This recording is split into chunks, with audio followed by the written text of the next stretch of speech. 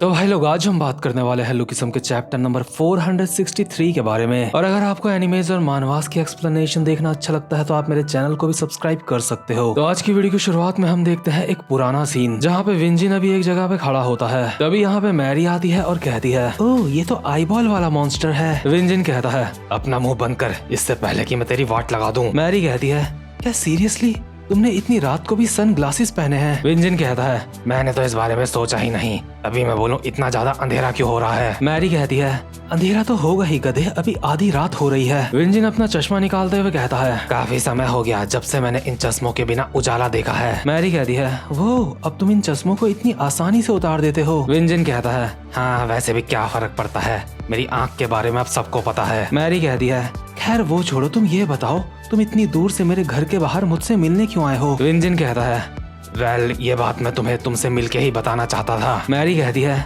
क्या मुझसे मिलके मुझे बताना चाहते थे? एक मिनट, कहीं तू यहाँ पे मुझे प्रपोज करने तो नहीं आया है? क्या तू मुझे ये बताने आया है कि तू मेरे लिए क्या फील करता है? विंजिन कहता है, क्या प्रपोज करने, अपनी फीलिंग बताने? अबे मोटी, ऐसा तेरे सिर्फ सपनों में हो सकता है। मैरी कहती है, अच्छा अगर ऐसी बात है तो इतनी रात को तू यहाँ पे आया क्यों है? विंजिन कहता है, तेजिन चियोन अभी जिंदा है। मैरी ये सुन के काफी ज्यादा हैरान हो जाती है और कहती है, क्या तूने अभी अभी क्या कहा? विंजिन कहता है, मैंने कहा अभी तेजिन चियोन जिंदा है, अभी वो किसी गैंग का हिस्सा है जिसका नाम वर्कर्स या फिर ऐसा ही कुछ है। सबूत के तौर पे मैंने उसकी एक फोटो भी देखी है, इसमें कोई भी शक वाली बात नहीं है कि वो जिंदा है। मैरी सीरियस होकर कहती है, तेजिन चियोन को अकेला छोड़ दो। विंजिन कहता है, क्या? अभी मैरी के आंखों से लगातार आंसू गिर रहे होते हैं और वो कहती है, तू उसे अकेला छोड़ दे, क्योंकि इस बार मैं उसको जान से मारूंगी। विंजिन मैरी के सर पे हाथ रखता है और कहता है, हा हा हा, गधी कहीं की, क्या इससे पहले तूने कभी किसी को जान से मारा है? फालतू की बातें मत कर, तू किसी को भी जान से नहीं मारने वाली। मैं बस यहाँ पे तुझे ये बताने के लिए आया था कि ये मौत उसके ही हाथों से होनी चाहिए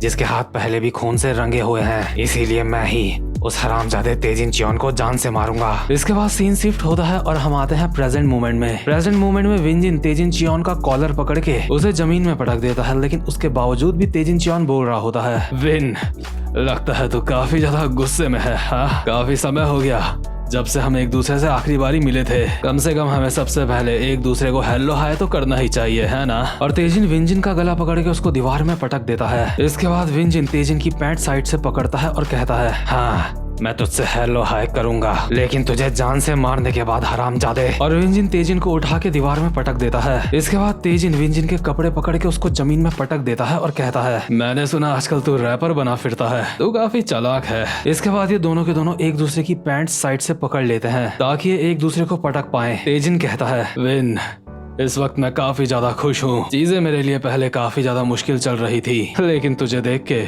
मुझे पुराने अच्छे दिनों की याद आ गई। जब हम चियोनलियांग में थे तो वहाँ पे चीजें काफी ज्यादा अच्छी थी, ना कोई परवाह थी, ना कोई चिंता थी, हम लोग बस बेरहमी से एक दूसरे का आमना सामना किया करते थे। सच में मुझे वो पुराने दिन बहुत ज्यादा याद आते हैं। लेकिन तभी विंजिन तेजिन को धक्का दे के दीवार में पटक देता है और इसके तुरंत ही बाद जो तेजिन होता है वो भी विंजिन को बगल वाली दीवार में पटक देता है और कहता है, क्या तुझे उन दिनों की याद नहीं आती? लेकिन सच में मुझे ये बात समझ नहीं आ रही है कि एग्जैक्टली आखिर तुम लोग मुझसे इतना ज्यादा नाराज क्यों हो? क्या मेरे ऊपर तो इतना गुस्सा सिर्फ इसलिए है क्योंकि मैंने तेरी बहन को जान से मार दिया था? लेकिन तू भी अच्छी तरह से जानता है तेरी छोटी बहन को मैंने नहीं मारा था, तेरी छोटी बहन खुद अपनी गलती से मरी थी। और ये बातें सुन के जो विंजिन होता है अभी उसका दिमाग खराब हो जाता है। विंजिन तेजिन को उठा के जमीन में पटकता है और कहता है, तेजिन चियोन मैं तुझे नहीं छोड़ूंगा। तेजिन जमीन में गिरने के बावजूद भी अभी हंस रहा होता है और कहता है, अरे तुझे क्या हुआ? विंजिन कहता है, तूने बिल्कुल सही कहा, वो अकेले मर गई, उसे तो ये भी नहीं पता था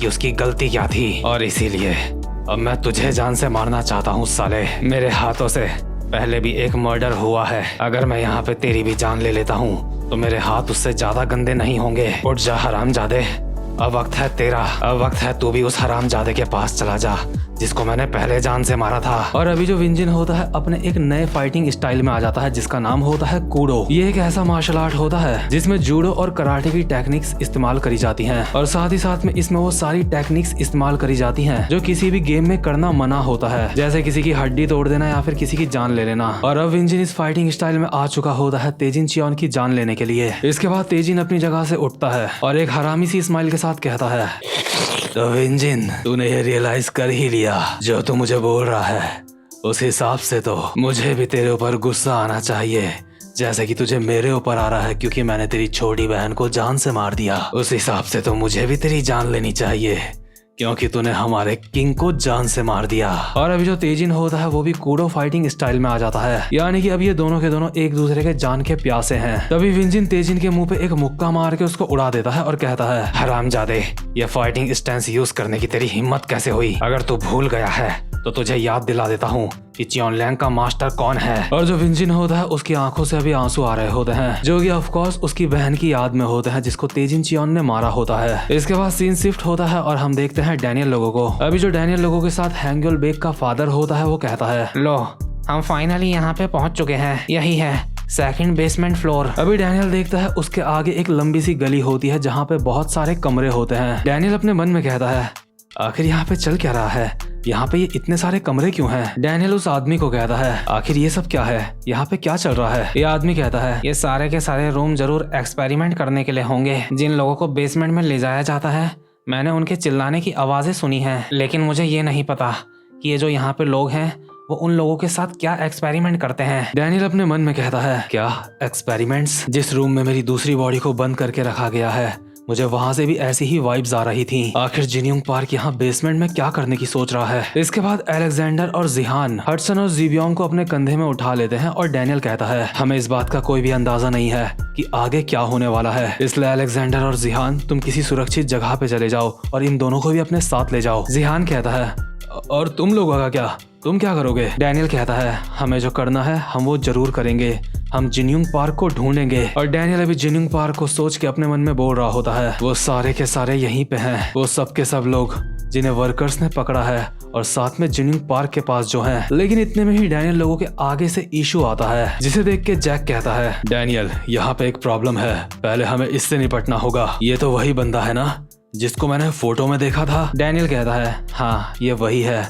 जिसको हमने पहले फोटो में देखा था। ये वही बंदा है जो हमेशा तेजिन चियोन के साथ रहता है। इसका नाम है ईसू जो। और ईसू अभी आराम से एक जगह पे बैठा हुआ होता है और डैनियल लोगों को देख रहा होता है। जैक डैनियल को कहता है, तुम लोग जाओ। डैनियल कहता है, क्या? लेकिन जैक कहता है, तुम्हें जिनयोंग पार्क को ढूंढना होगा, तुम यहाँ पे एक एग्जीक्यूटिव के ऊपर अपना टाइम वेस्ट नहीं कर सकते। और सबसे ज्यादा जरूरी बात, मुझे नहीं लगता कि इसको निपटाने में मुझे ज्यादा वक्त लगेगा। ईशू जो अभी जैक की ही तरफ चल के आ रहा होता है, इतने में ही जो जैक होता है एक घुमा के मुक्का मारता है ईशू के मुंह पे, लेकिन ईशू जो अपनी कोहनी से इस मुक्के को ब्लॉक कर लेता है। इसके बाद जैक कहता है, मैं सोच रहा था तुझे मैं जल्दी ही निपटा दूंगा, लेकिन तू एक काफी ज्यादा रहस्यमय बंदा है। मैं तो सोच रहा था तू तेजिन चियोन का एक मामूली सा चमचा है, लेकिन लगता है तेरे खुद के अंदर भी थोड़ी सी स्किल्स हैं। लेकिन अफसोस, मैं तुझे कहना चाहता हूँ अब तेजिन चियोन का काम तमाम होने वाला है। ये मानने में मुझे बहुत ज्यादा बुरा लग रहा है, लेकिन तेजिन चियोन की अभी जिस बंदे के साथ फाइट हो रही है वो तेजिन चियोन के पिछवाड़े में अच्छे से लाते बजाएगा। और वहीं दूसरे सीन में हम देखते हैं जो विंजिन होता है एक मुक्का मारता है तेजिन के मुंह पे। वहाँ तेजिन और विंजिन की फाइट चल रही होती है, लेकिन यहाँ पे ईशू एक कोहनी मारता है जैक के मुंह पे और कहता है, तेरी बातों से मुझे हंसी आ रही है। तूने क्या कहा?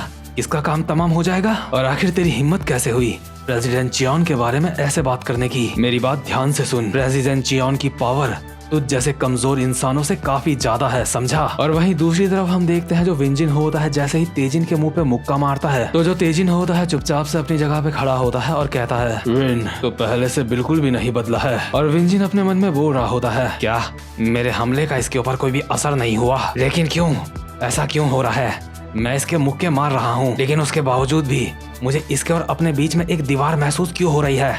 मैं इसको क्यों नहीं मार पा रहा हूँ? इसके बाद विंजिन एक घुमा के मुक्का मारता है तेजिन के, लेकिन तेजिन इसको डॉच कर लेता है। इसके बाद विंजिन एक लात मारता है, लेकिन इसको भी तेजिन अपने हाथ से ब्लॉक कर देता है। तेजिन विंजिन के अटैक से बचते बचते कहता है, अब मैं ये तुझे कैसे कहूँ, तू पहले से ताकतवर तो हो चुका है, लेकिन अब तू बिल्कुल भी डरावना नहीं है। और तेजिन एक मुक्का मारता है विंजिन के पेट में, जिससे विंजिन की हालत खराब हो जाती है और विंजिन अपने मन में बोल रहा होता है, क्या मैं इससे कमजोर हूँ? तेजिन विंजिन का कॉलर पकड़ता है और कहता है, अबे ओए, तू जानता है आखिर मेरे साथ यहाँ पे क्या हुआ है? तो ठीक है, अब लगता है तेरा खेल खत्म करने का वक्त आ गया है। और तेजिन अपने सर से विंजिन के मुंह पे एक अटैक करता है और विंजिन कर रहा था वह अभी अपनी बहन को याद कर रहा होता है और अपने मन में कहता है, बदला, मुझे बदला लेना होगा, मुझे इसे जान से मारना होगा। इसके बाद विंजिन अपने होश संभालता है और तेजिन की कमर पकड़ के उसको आगे की तरफ पटकने की कोशिश कर रहा होता है और अपने मन में कहता है, भले ही अब ये ताकतवर हो गया है, लेकिन उसके बावजूद भी ये बस तेजिन चियोन है। तो अब क्योंकि ये साला मेरी पकड़ में आ चुका है,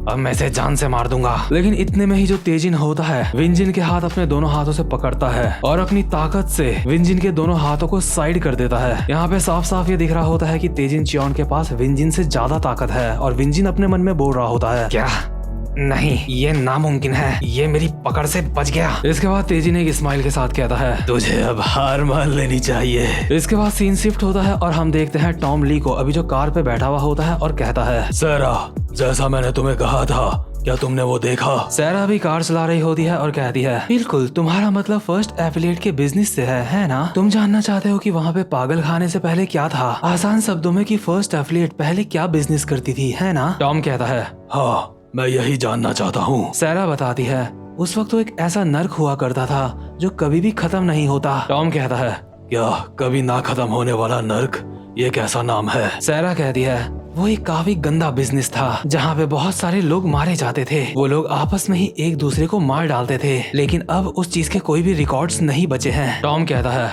और वो जो बिजनेस था उसका प्रेसिडेंट कौन है? सैरा कहती है, वहाँ का प्रेसिडेंट कौन होगा, ये चीज उन्होंने एक फाइटिंग टूर्नामेंट से डिसाइड करी। और भाई लोग, यहाँ पे फर्स्ट एफिलिएट के प्रेसिडेंट की बात नहीं हो रही है, यहाँ पे वो जो गंदा बिजनेस था जिसमें लोग एक दूसरे को जान से मार देते थे, उसके प्रेसिडेंट की बात कर रहे हैं। सैरा कहती है, उस फाइटिंग टूर्नामेंट में जो फाइट करके जीता था वो कोई ऐसा इंसान है जिसको तुम पहले से ही जानते हो। टॉम कहता है, तो इसका मतलब वो तेजिन चियोन है, वो बंदा पहले फर्स्ट एफिलिएट का प्रेसिडेंट हुआ करता था, वो था कभी ना खत्म होने वाले नर्क का प्रेसिडेंट। और भाई लोग, अब आपको आसान शब्दों में भी समझा देता हूँ। तेजिन चियोन पहले फर्स्ट एफिलिएट का प्रेसिडेंट था जिस वक्त कभी ना खत्म होने वाला नर्क चलता था, लेकिन बाद में फर्स्ट एफिलिएट ने वो वाला बिजनेस बंद करके दूसरा बिजनेस खोला, इसलिए अब फर्स्ट एफिलिएट का प्रेसिडेंट है हैंग्योल बेक, जैसा कि हम सब जानते हैं। और आप इस बात से अंदाजा लगा सकते हो कि तेजिन चियोन कितना खतरनाक बंदा है। विंजिन ने तो सिर्फ एक इंसान को जान से मारा है, लेकिन तेजिन चियोन ने इतने सारे इंसानों को जान से मारा है जितने उसको खुद को ही नहीं पता।